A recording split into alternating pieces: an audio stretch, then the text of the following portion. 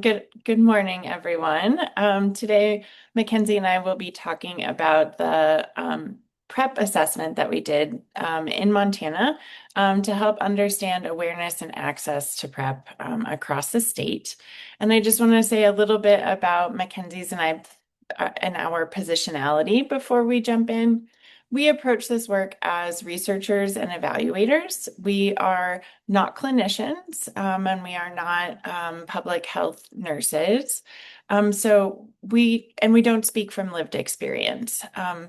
We approach this work with a role towards listening carefully, synthesizing what we heard from participants, and helping to translate those findings into practical ideas and recommendations for how to improve PrEP access in Montana. So throughout this presentation, we will try to be really clear about what the data show, where interpretations may be limited, and where the findings point to opportunities for action. Before we go any further, I just want to acknowledge that this work was supported by Montana DPHHS and the CDC, the Centers for Disease Control and Prevention. And the contents of this presentation are ours alone and do not represent the views of our sponsors. And we have no financial conflicts of interest to disclose. Okay. So we're going to take just a few minutes to set the stage, give a little background on why we conducted this study and, starting with what is PrEP? So PrEP stands for pre-exposure prophylactics. And I just want to give a little bit of context for making sure we're all on the same page. I also want to give a big shout out to Christopher Zivelich at the National Coalition of STD Directors for the content on this slide. So what is PrEP? PrEP is a form of HIV prevention. When taken as prescribed, PrEP is incredibly effective at preventing HIV transmission via sexual activities.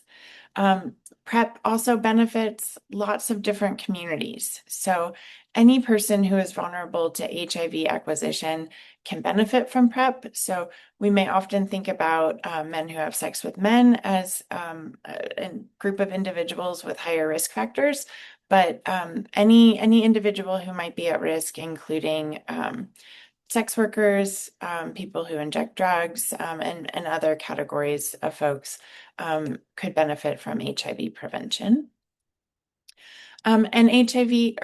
PrEP is an effective preventative care strategy.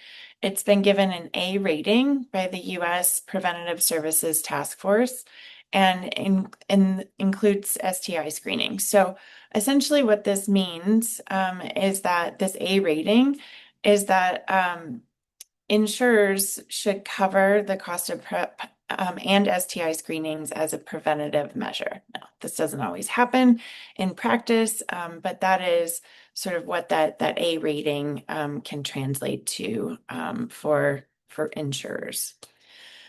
PrEP can be primary care. It doesn't need to necessarily be something that you seek out from a specialist. It can be integrated well with other primary care needs. And so this is just a bit of a broad context. So moving from what PrEP is and sort of how it can be accessed and function, we want to share a little bit of information on why we focused on PrEP. So in 2022, McKenzie and I worked with DPHHS to conduct a statewide HIV and hepatitis C needs assessment, which examined key gaps, barriers, and facilitators across the HIV and hepatitis C care continuums. The assessment combined interviews with people living with HIV or who had hepatitis C. We surveyed healthcare providers, MDs, nurse practitioners, DOs, folks who may be in a position to talk with their patients about accessing PrEP. And we interviewed local health department staff. The goal was to create a comprehensive picture of needs related to HIV prevention and treatment. We found some interesting things related to prevention and specifically to PrEP. There were significant barriers to accessing PrEP recorded across all three data sources. Providers, health department staff, and patients lacked knowledge and comfort with PrEP. Findings from our provider survey were particularly striking. Nearly 1/3 of providers reported not routinely offering information about PrEP to their patients who may be eligible. Providers were the least comfortable discussing PrEP compared with any other HIV or sexual health related topic we asked them about, such as injection drug use, sexual history, lubrication, or other safe sex practices. And 1/3 of providers said they would not feel comfortable prescribing PrEP if a patient met criteria for its use. So in addition to the data that we found in our 2022 needs assessment, national epidemiological data indicate that rates of PrEP use are notably low in Montana. For example, according to data available from AIDSview, in Montana, only 73 people per 100,000 were using PrEP as of 2024. And when specifically looking at the PrEP to need ratio, which is the number of people taking PrEP for every one new HIV diagnosis, Montana fares somewhat better at about 25 people using PrEP for every one new HIV diagnosis. For this metric, higher numbers are better, indicating more PrEP coverage relative to the need. The fact that we do better on this metric is not surprising, given that Montana is a low prevalence state and a low incidence state for HIV cases. However, taken together, these data points suggest we have room to grow in terms of PrEP uptake as a primary HIV prevention strategy. So based on the information from our needs assessment, as well as this public health data, our partners at DPHHS wanted to understand more about barriers to PrEP from the perspective of these individuals themselves, which led us to our current needs assessment. In this needs assessment, the goals were to describe awareness and use of PrEP among Montanans at risk for HIV. We wanted to identify barriers to starting and staying on PrEP. We were also interested in exploring the factors that can affect access to PrEP. And lastly, we really wanted to hear from these folks, their suggestions that could inform future PrEP programs and policies coming from either the state or other programs. So what did we do? Our needs assessment study had 2 phases. In phase 1, we did an online survey of Montanans with an elevated risk for HIV exposure. We found these folks via an online ad campaign and through community organizations. Altogether, we collected 94 responses between December and January of 2024 to 2025. In phase 2, we wanted a more in-depth understanding of individuals' experiences than a survey can generate. So we conducted interviews with people who are eligible for or currently taking PrEP. These folks were recruited in person at service programs or community organizations, and we used recruitment strategies such as posters, social media, and word of mouth. We were able to do 22 interviews, and those interviews took place last summer, from June through October. Right. So there are a lot of numbers on this slide, but I'm just going to highlight a couple of similarities and differences here between the demographics of the participants in the survey and those in the interview. So in terms of sex, the survey and interview samples were similar in that they were both predominantly male. The survey sample was somewhat more racially and ethnically diverse and younger. Interview participants, on the other hand, included more sexual minority individuals and older adults. The survey sample also had more representation from people living in micropolitan and rural areas compared to our interview participants. And micropolitan, for those who may not be familiar with that term, it refers to, the areas kind of outside larger cities. So sometimes I think of it as suburban, kind of a different way of describing it. Right. We can also talk about our sample, the folks who participated in our study, according to their risk domains. And these are the categories of behavior that place participants at an elevated risk for HIV. Survey respondents included more people who use drugs, and the survey and interview samples were similar in terms of the proportion of men who have sex with men. Although we did not ask interview participants about their justice involvement, this was a fairly common risk factor among survey respondents. And finally, many survey respondents, about 40%, had more than one HIV risk factor, whereas only one interviewee was in both the MSM and people who use drugs categories. And our final way of sort of understanding who participated in our study is the proportion of participants who were currently or who had formerly taken PrEP. An important thing to note as we look at the survey data is that our sample intentionally recruited people with PrEP experience. Therefore, the rates of PrEP use among our survey sample should definitely not be seen as representative of PrEP use in Montana. So among survey respondents, most reported currently or formerly using PrEP at 69%, and about 1/3 of our interview participants were currently taking PrEP. So that's a little bit about the background and who we included in our study. And I'm going to hand it over to McKenzie now to talk about the findings. Awesome. Thanks, Kaitlin. So yeah, now that we know a little bit about our study sample, let's get into those kind of key findings. And I'll present these findings kind of generally in the order of the PrEP care continuum, moving from awareness of PrEP and perceptions of HIV risk to factors associated with PrEP use, barriers to PrEP use, and reasons for either adhering to or discontinuing PrEP. And then finally, I'll wrap up with some recommendations from participants and pass it back to Kaitlin to kind of sum up what all of this might mean for practice. So starting with awareness, overall awareness of PrEP was high among our survey respondents in particular.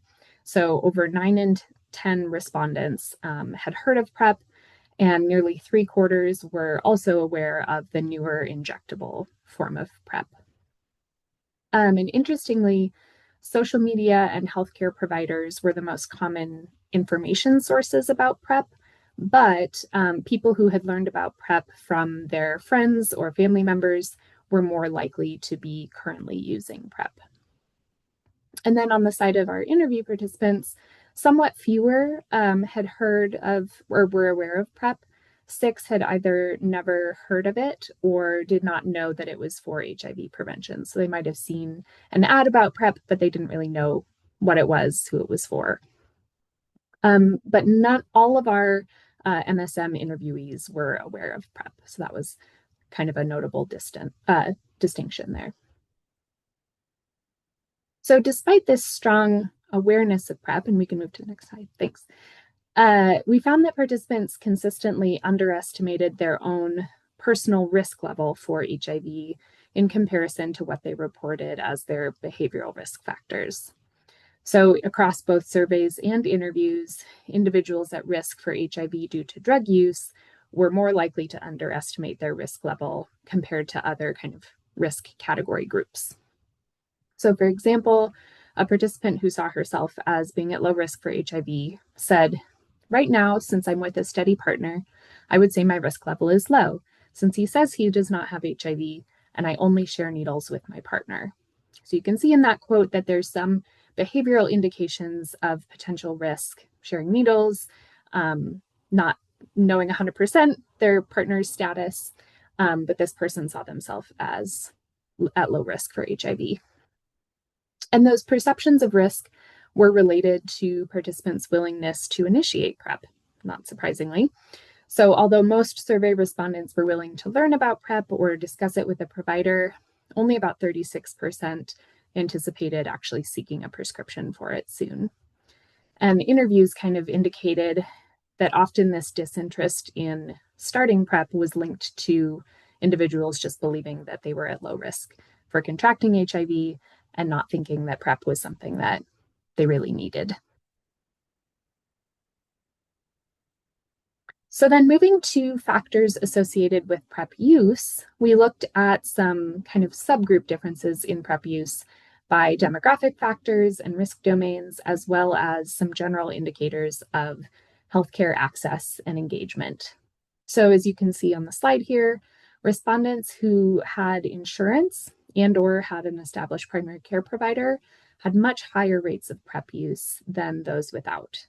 So specifically 48% of survey respondents with insurance were currently taking PrEP compared to only 6% of those without insurance. And then similarly, 47% of those with a primary care provider were taking PrEP compared to only 24% without a primary care provider. So an important reminder here is these are just descriptive differences. We can't say that these are statistically significant, but they do indicate a pretty strong pattern. Some of the other factors that we looked at related to kind of demographic and risk factors indicated that survey respondents who were white and gay or queer had the highest rates of currently taking PrEP, whereas only about a third of Black and multiracial respondents were on PrEP, as well as only about a quarter of bisexual respondents and 32% of straight respondents. And then looking at kind of the risk factors, most respondents who were at risk either due to justice involvement, MSM activities, or drug use were currently taking PrEP, whereas only 8% of respondents who had only non-MSM sexual risk factors for HIV were currently taking PrEP. And then on the interview side of things, all 7 interview participants who were currently taking PrEP were men who had sex with men. All right, so then moving to barriers to PrEP use, we kind of divided these into 3 themes. So PrEP-related stigma and kind of privacy concerns, discomfort with providers and providers' discomfort with them, healthcare, and PrEP access was the third one. So I'll talk about each of these themes in turn. So starting with PrEP-related stigma, survey responses indicated that this was a concern for many folks, especially in relation to kind of privacy. So many respondents said that they would be uncomfortable with their family, friends, or dating or romantic partners knowing that they were taking PrEP. And 35% of former PrEP users said that one of the reasons they had stopped taking it was that they were worried that others would find out that they were on PrEP. And these kind of stigma and privacy related concerns were generally higher among folks who were justice involved, queer and bisexual respondents, as well as people using drugs. So this kind of suggests that PrEP-related stigma and privacy concerns might intersect with other forms of stigma related to drug use, sexuality, or incarceration. And then kind of in contrast to that, our interview participants generally talked about PrEP as kind of being seen as a responsible and health promoting thing to do. But a few did describe fears of being kind of outed by taking PrEP or some lingering associations of PrEP with promiscuity, particularly among kind of the gay community. So for example, one participant said, "For a long time, I got my PrEP prescription filled at a pharmacy where I didn't fill anything else because I had worked with people at my primary pharmacy. So probably for 2 years, I filled it elsewhere just because it was my own fear." And this was a person who had come out as gay later in his life. So then moving to discomfort with providers, many survey respondents reported feeling uncomfortable talking about PrEP-related topics with their healthcare providers. Specifically, 40% said that they felt uncomfortable talking to providers about drug use, and 38% felt uncomfortable talking about their sexual behavior. And this kind of discomfort around these topics with providers was highest among respondents who had never taken PrEP, those who had only non-MSM sexual risk factors for HIV, and Black and Hispanic or Latino respondents. Among interview participants, some did describe having experienced stigmatizing or uninformed care from some providers and needing to kind of self-advocate in order to access PrEP. So, for example, one interview participant said, I've had to be proactive about volunteering information about my sexual health to healthcare providers that I've had. I've definitely experienced discomfort from more than a couple of healthcare providers in this state, even just talking about sexual health. So this kind of indicates that that discomfort with providers maybe was a two-way street in some situations where providers seemed uncomfortable talking about these topics. However, we also did have interview participants who gave examples of really positive, LGBTQ friendly, culturally competent care that they had received from providers who kind of facilitated an open discussion about HIV risk and PrEP. Participants in the interviews also talked about the lack of provider knowledge about PrEP as being a potential barrier, or providers simply not initiating discussions about PrEP. So, for example, a participant said, I guess it was interesting to sort of have to explain to her a little bit about PrEP and about why I wanted it. It struck me as weird of being, she knew about it, but she was like, okay, so why do you need this? And it just seemed like she was generally uninformed about the drug itself. And then moving to kind of our final barrier category of kind of healthcare and PrEP access barriers, many survey respondents reported being concerned about financial or logistical access to PrEP. So these concerns included things like the cost of care or medication, the need for frequent clinic visits in order to maintain their prescription, and having to travel to find somewhere that a provider that they trusted. Only 15% of our survey respondents reported not having any concerns about accessing PrEP. And these barriers to access were more frequently reported by respondents from rural areas, as well as people who had never used PrEP, and Black and Hispanic or Latino respondents. And in interviews, participants also talked a lot about cost and insurance coverage as potential barriers to PrEP uptake. Although interestingly, that came up much more frequently among people who had never taken PrEP than among folks who were on PrEP. Those who were on PrEP didn't really report facing any financial or logistical barriers. One participant noted, I guess my primary barrier to using PrEP thus far has been cost, because I don't believe I would be able to afford it. And in fact, I know I couldn't because it's not in my budget currently. But it would be something I'd be looking into in the future. So this was someone who probably would have been eligible for PrEP, but thought that they would not be able to afford it. All right, so moving on to looking at kind of reasons for either discontinuing PrEP or maintaining it. Among survey respondents, 28% had taken PrEP in the past, but were no longer taking it.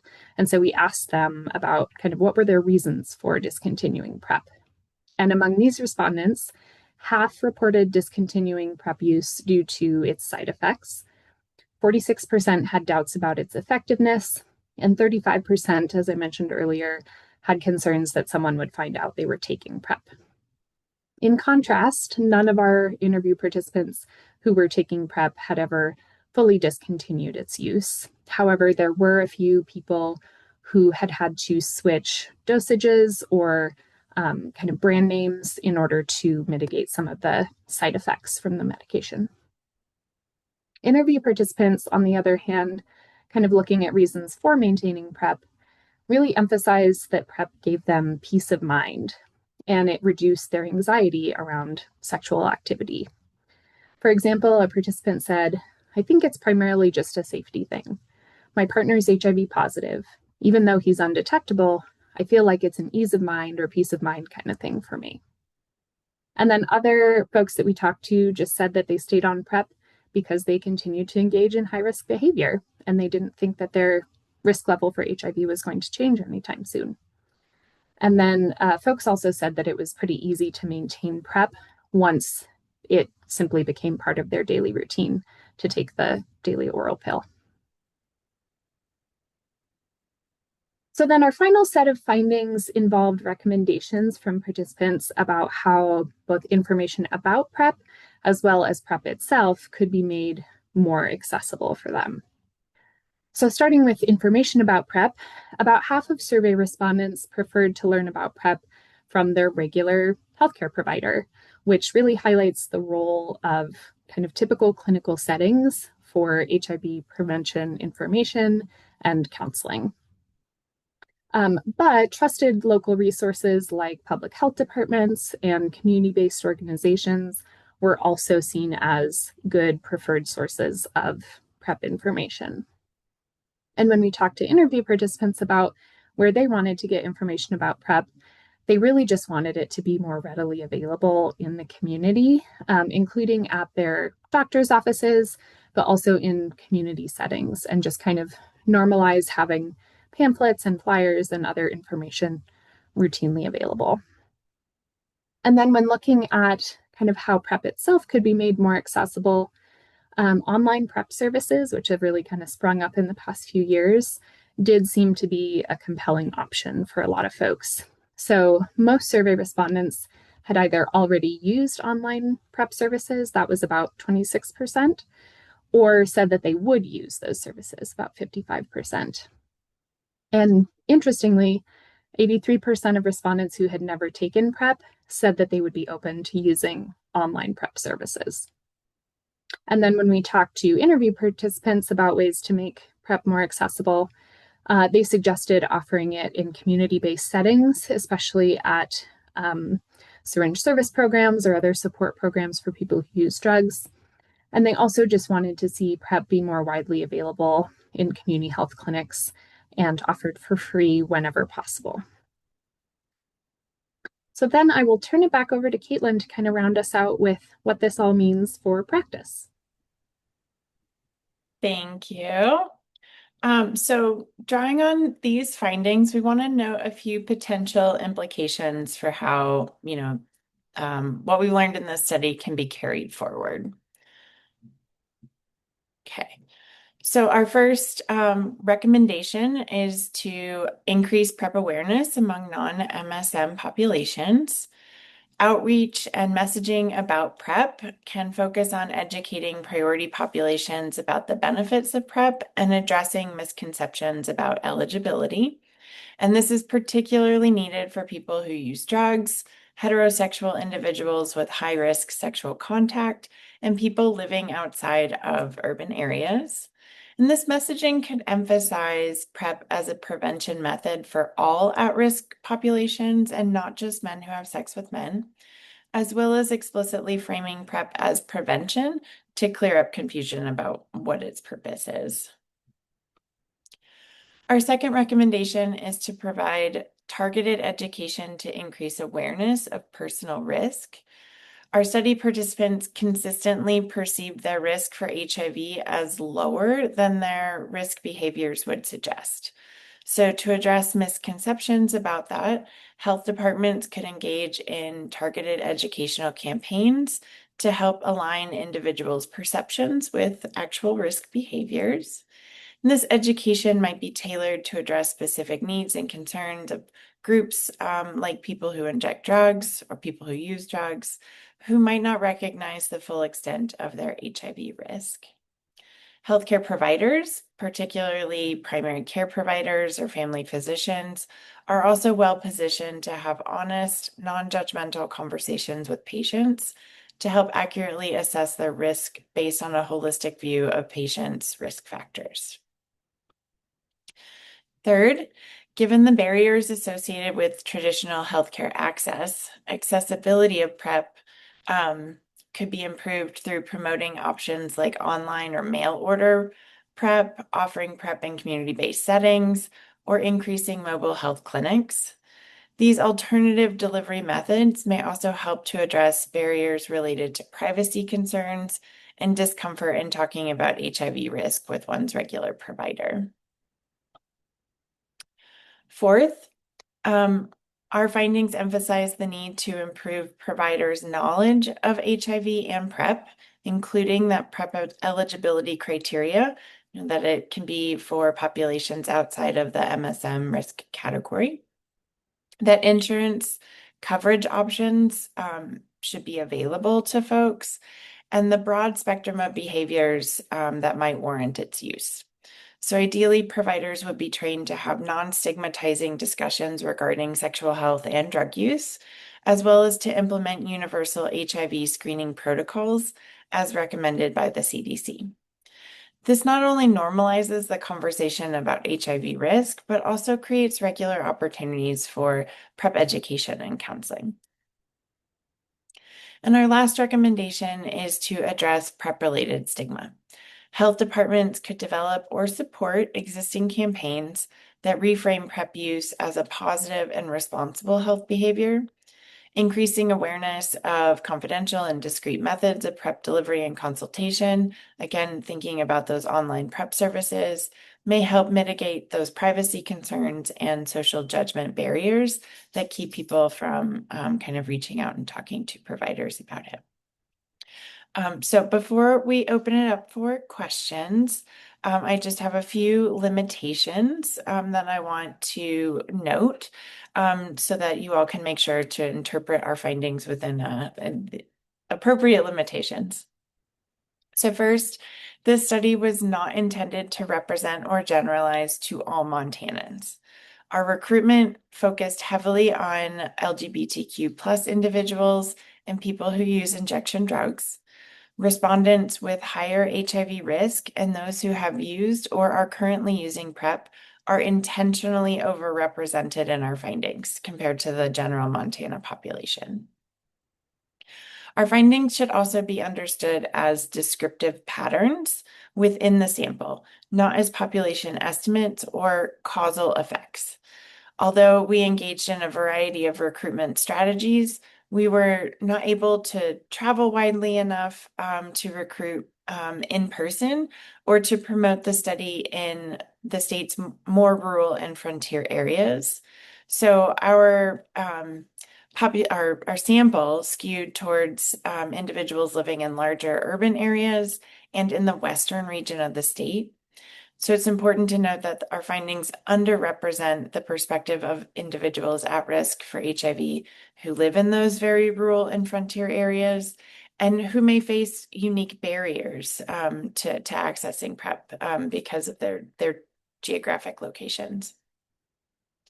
And finally, this needs assessment intentionally focused on the population of potential PrEP users in order to understand current low rates of PrEP uptake.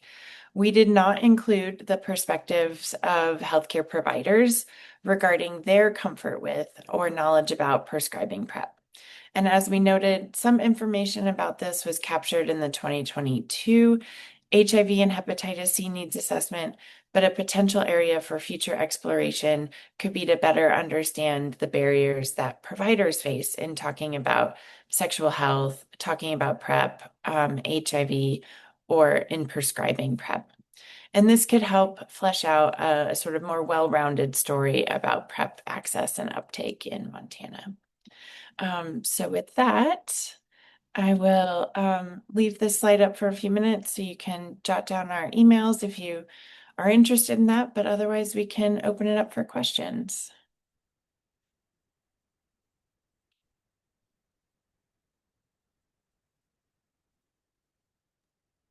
Thanks, Kaitlin. Thanks, McKenzie.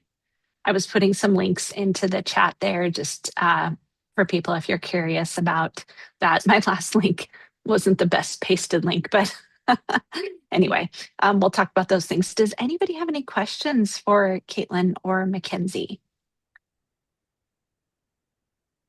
Your presentation is very thorough, so it doesn't leave a lot of places for clarification because it's very thorough. But if anybody has any questions, yeah, Sarah, thank you. I was wondering, among the bisexual and heterosexual folks, did you see any differences with gender, or do you know, like, was there a higher rate of males or females or transgender? Like, that's my question. Yeah, I can take this one. So just due to the size of our survey sample, 94 folks, when we winnowed it down to, bisexual and heterosexual, we didn't have a big enough sample to kind of look at those intersections, unfortunately, of gender makeup. and if there were kind of differences there. So unfortunately, with this study, we weren't able to look at some of those differences. Yeah, great question though. Thank you, Sarah. Anybody else?